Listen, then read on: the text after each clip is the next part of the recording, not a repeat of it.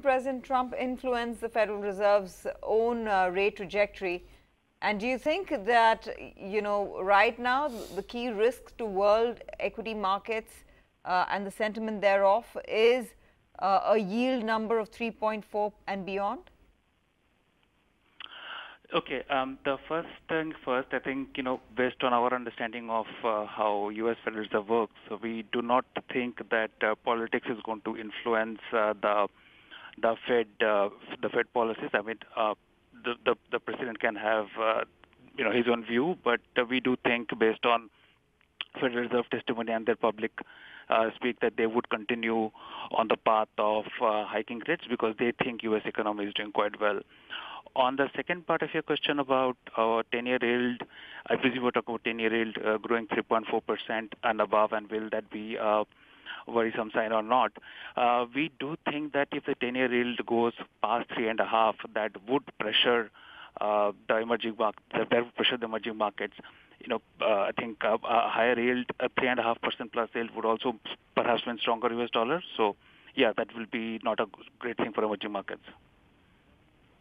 What level do you think uptick in bond yields will start hurting emerging markets? I mean, today if I look at bond yields which are at 3% plus, it is almost a 70 to 80% appreciation in the US 10-year paper in less than 2 years. So do you think now there is a serious trade-off between what US bond yields are offering versus what the emerging markets have to offer? And do you think now US 10-year will give serious competition to emerging market equities? Yeah, that's a great question, and I think that is one of the key that I think, to take a step back, I think it's this entire thing we're talking about, because U.S. growth is still picking up. It's still quite strong, whereas the rest of the world, including emerging markets, are moderating. So that is the first point. And that is what is leading to the tightness in the financial conditions, because U.S. Federal Reserve is hiking rates. To mention your point, to go to your point, I think if US 10-year were to go to, let's say, 3.5, and if you look at the currency market forwards, where currencies, emerging market currencies, let's take the example of Indian currency, they are factoring in 4.5% depreciation. Obviously, that implies a higher rate for domestic markets. So emerging markets, to attract foreign capital, to attract foreign savings, they may have to offer higher rates, although their economies are moderating. So that is not a great place to be in.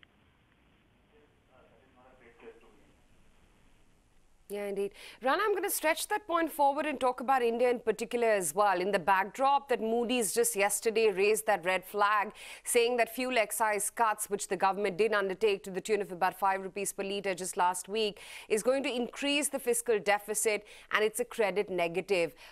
Do you think the burdening fisc is a big negative watch when it comes to India, along with what's going on as external factors with crude and, of course, our domestic market currency as well weakening quite a fair bit? So, yeah, fiscal deficit, of course, at the margin, this the oil price adjustment is a fiscal negative at the margin, but we do not think the quantum is very high. So I think the government has promised a fiscal deficit of 3.3. There could be some slippages, but I think at the central level, it can still hold 3.5. They have enough alternatives to hold it at 3.5. What is more concerning is the current account deficit, because with high crude prices, if the monthly trade deficit number was printing $19 billion negative per month, that would mean the CAD will be around 3%. I think that is a more concerning event, because India need to find that much of foreign savings to have the forex reserve keep growing.